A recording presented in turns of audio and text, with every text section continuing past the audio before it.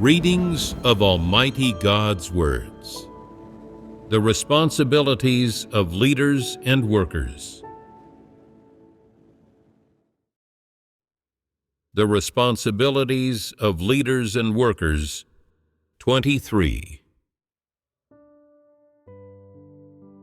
8. To pursue political aims.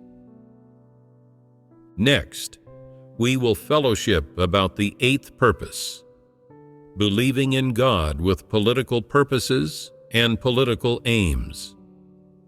The likelihood of such individuals appearing is not very high, but regardless of how likely it is, as long as there is a chance of these people appearing, we should list out examples of them and expose, fellowship about, and define them.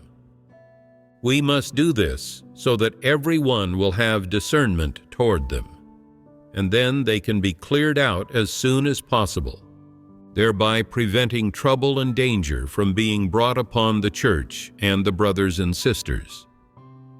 This is done to protect the church and the brothers and sisters. Therefore, those who believe in God with political aims are people we should discern and guard against, and they are also evil people that the church should clear out as soon as possible. What are the manifestations of those who have political aims? They will not speak their true thoughts to you.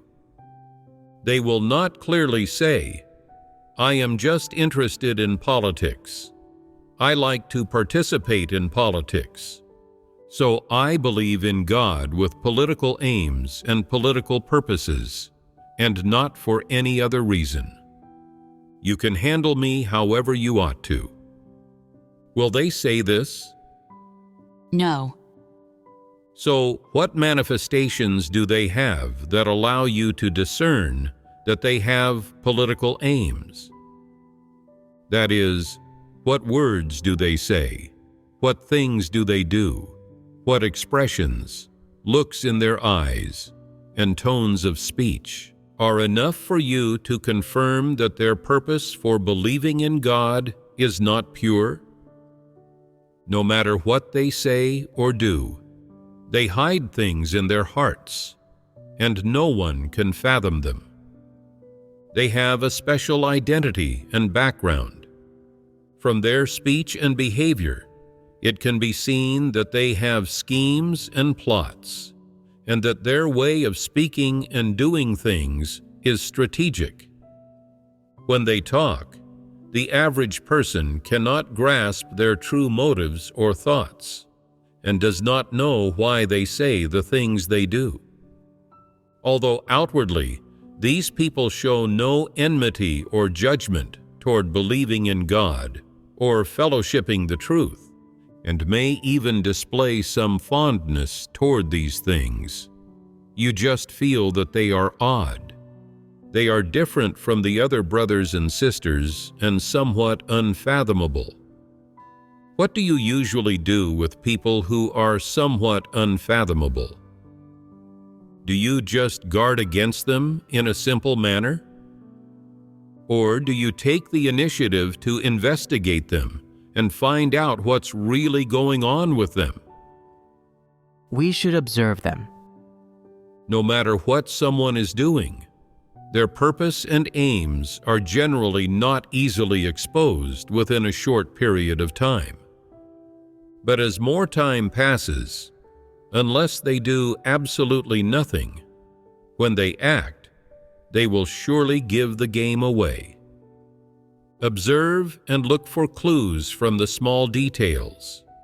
You can discover some information and clues from their speech and behavior, from the intent and direction of their actions, and from the words and tone they use when speaking. Being able to do this depends on whether you are meticulous and whether you have a certain level of intelligence and caliber. Some fools aren't able to recognize the danger and viciousness that exists in human society. Regardless of whom they encounter, they always use the same method to interact with them. As a result, when they encounter crafty and sly politicians with political aims, they easily become Judases and tools for selling out the church, and unknowingly do foolish things that entrap the church. What manifestations do these people with political aims actually have? These people have a certain social background. They are individuals who mingle in political circles. Regardless of their status in the political circles, whether they are officials, doing odd jobs, or preparing to gain a foothold in the political circles. In short, these people have a political background in society. This is a complex and special situation. Regardless of whether these people believe in the existence of God, judging from their pursuits, the paths they take, and their nature essence, can these people become those who sincerely believe in God? Can they transform from disbelievers, from politicians enthusiastic about politics, into those who sincerely believe in God? No. Are you sure? Or is there a possibility? It is definitely impossible. Believing in God and politics are two different paths. These two paths develop in opposite directions, have no commonalities, and absolutely cannot intersect. They are completely divergent paths.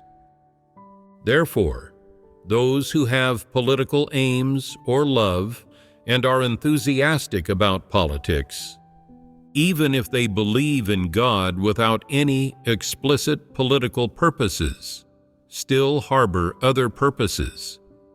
And it is certain that their purpose is not to gain the truth or be saved. At the very least, it can be determined that they do not sincerely believe in God.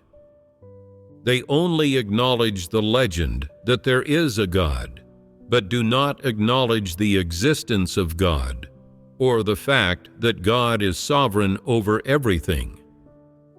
Thus, these people will never transform from disbelievers enthusiastic about politics into true believers who believe in God's existence, can accept God's work, and accept God's judgment and chastisement. What purposes do these disbelievers with political aims actually have for believing in God? This relates to their pursuits and the professions they engage in. For example, some people always have certain personal demands within a political circle, with grand political goals and aspirations, and so on, which, regardless of what they are all related to politics. What is meant by politics? Simply put, it is related to regimes, power, and governance. Therefore, their belief in God with political aims is, of course, related to their political pursuits. So, what are their aims? Why do they take a fancy to the people in the church? They want to use the institution that is the church, the large number of people in the church, and the influence of these people in the church from various professions and social strata to achieve their goals. After learning about the church's teachings, the operation of various items of church work, the way God's chosen people live church life, their practice of duty, and so on, they attempt to integrate themselves into the church. They keep things like the spiritual terminology and various expressions frequently used in fellowship by God's chosen people firmly in mind, hoping that one day They can use these things to rally everyone to listen to them, to be used by them, thereby achieving their political goals. Just like what non-believers say, after things have been brewing for a period of time, when they can raise a banner and get people to rise up in rebellion, more people will respond to their call and follow them, so that they can gain a portion of people in the church to become their force to contend with their rivals. Such things have happened several times in modern Chinese history. For example, the White Lotus Rebellion and the Taiping Rebellion during the Qing dynasty were instances where people with political aims used religion to fight against the government. The teachings of their religions deviated from the true way and had many absurd and ridiculous aspects that did not conform to the truth at all. Those with political aims made use of such teachings to unify people's minds, bind their minds, and influence and indoctrinate their minds. Ultimately, they exploited these indoctrinated people to achieve their political goals. From the beginning, when these people with political aims come to believe in God, it is the name of the church that they take a fancy to. That is, they can hide their identity and their aims under the title of the institution that is the church. This is one aspect. Another is they think that as long as they spread their political views under the banner of believing in God, it will be very easy to indoctrinate the people in the church, and that these people are likely to worship and listen to famous people. Consequently, these individuals who have political aims are liable to view the people in the church as objects to be utilized. They believe that it is very easy for the church to become a place where they can hide their identity, and that the members of the church are objects that can be easily utilized by them. Simply put, this is how they see things. Therefore, their purpose for joining the church is to hope that one day, once they are on the ascendant, they can contend with their political rivals and gain power. This is their political aim. They want to use the nominal pretext of believing in God to expand the people who idolize and follow them into part of their political sphere of influence. Some people say, they may have this purpose, but if they don't make any moves, at most we can only see that they are disbelievers or false believers. How can we see that they have clear political purposes? This is not difficult. Just take the time to observe. As long as they have political aims, they will definitely take action. If they don't want to take action, why would they have infiltrated the church? If they haven't taken action yet, it's because they haven't found the opportunity. Once they have the opportunity, they will act accordingly. For example, if the government enacts a wrong policy or suppresses and arrests God's chosen people, the brothers and sisters would at most discuss and discern this matter, and that would be the end of it. No matter what, believing in God, doing their duties, and following God's will are what's important. They wouldn't lose the big picture for small matters. They would continue believing in God and doing their duties in the manner they should, as usual. However, people with political aims are different. They would make a big deal out of the matter, rampantly expose and widely publicize it, and wish desperately to incite everyone to rise up against the government to serve their own political aims, and they would not stop until they achieve their goals. For the sake of engaging in politics, they completely set aside the matters of believing in God and doing their duties, and disregard God's requirements of man and God's intentions. This is how crazy they are. Can people still not discern them? Are such individuals following God or following politics? Some people, lacking discernment, are easily misled. These people who engage in politics do not know what the truth is.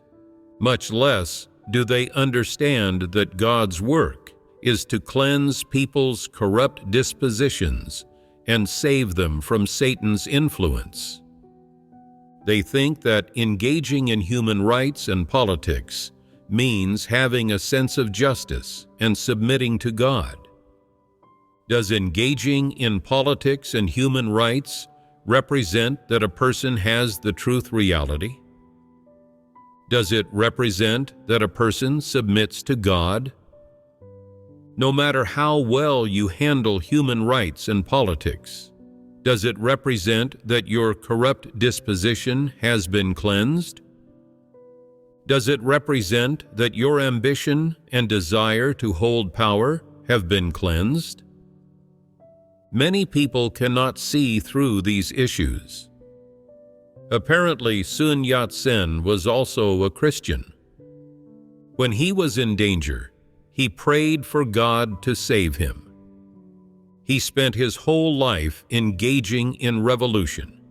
Did he receive God's approval? Was he someone who practiced the truth and submitted to God? Did he have experiential testimony of practicing God's words? He had none of these.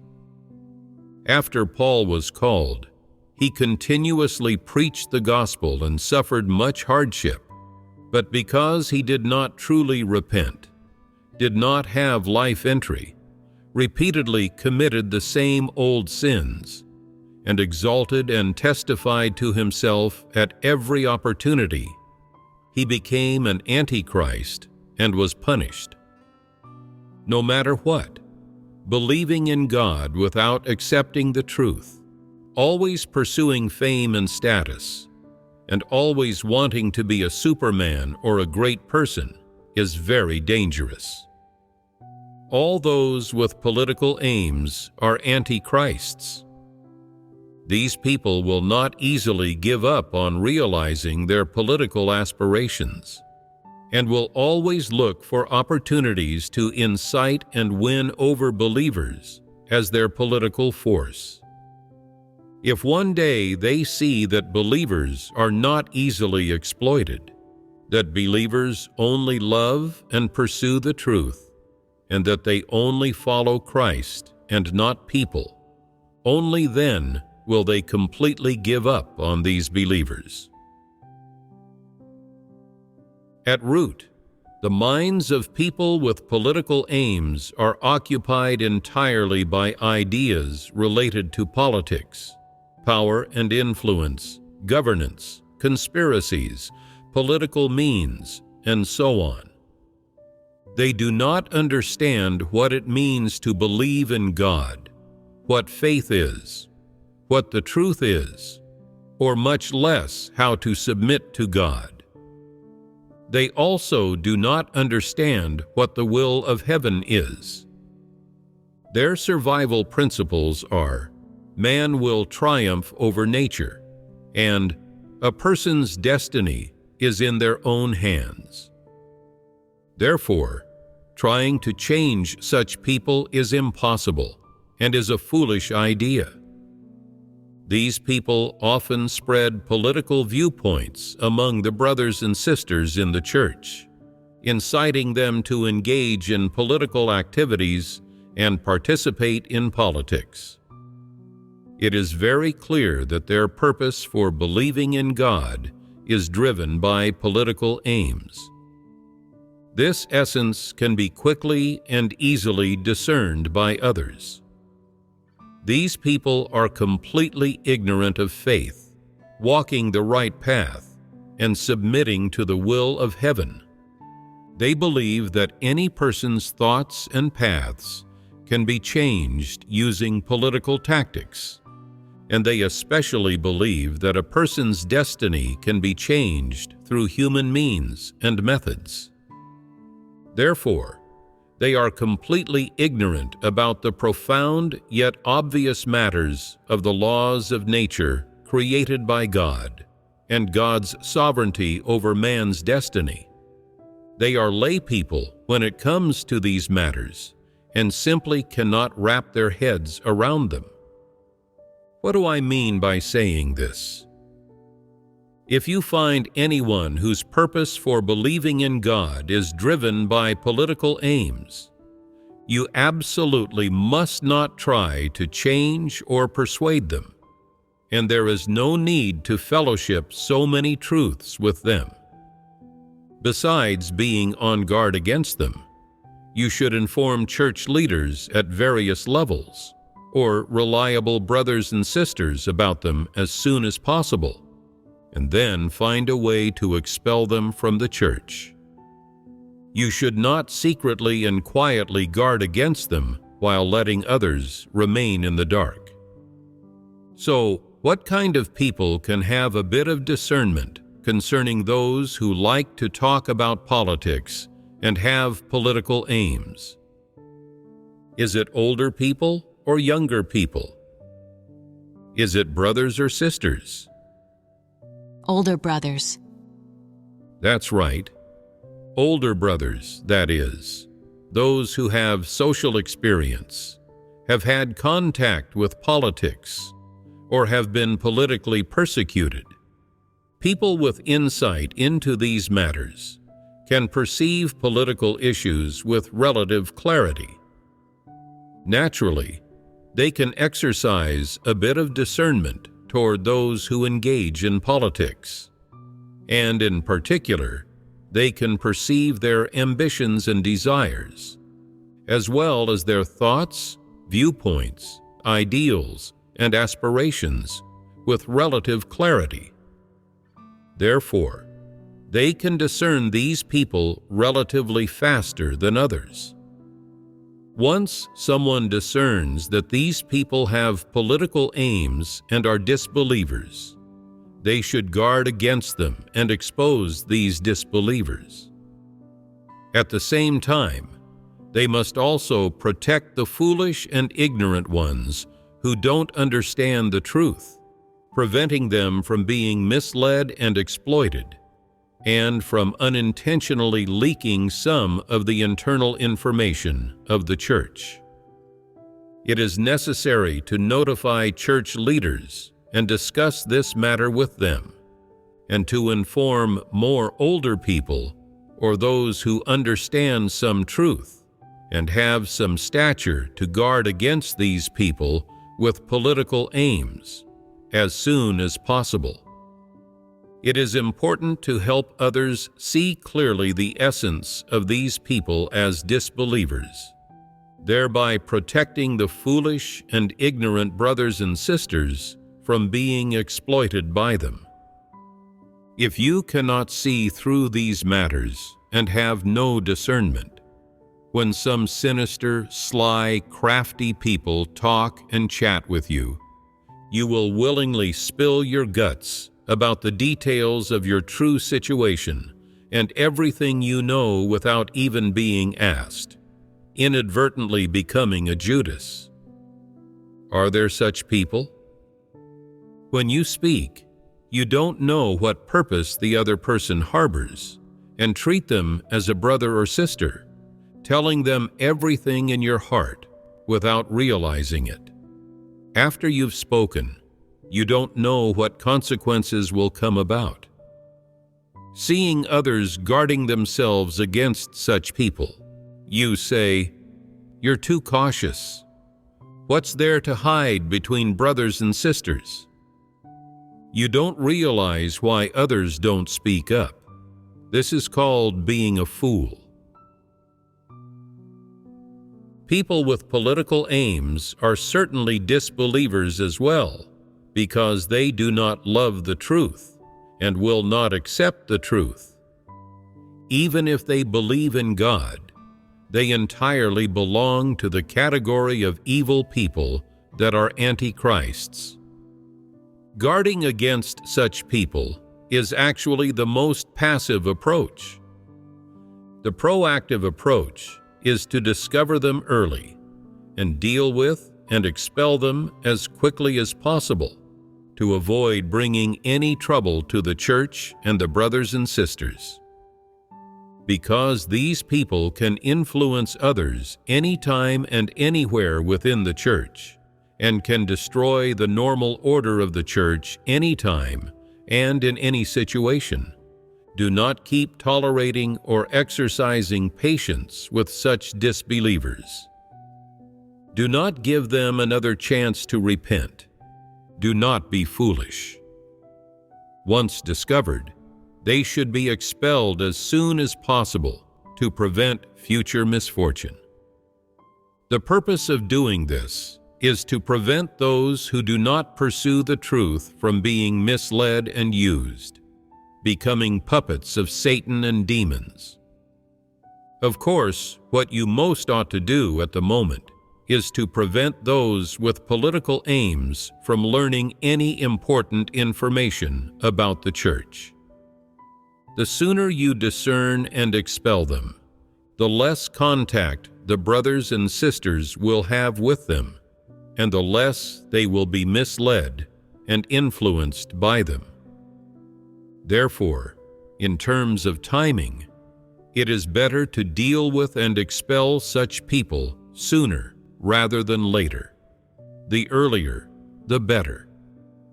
Being proactive is better than being passive. People with political aims are ill-intentioned.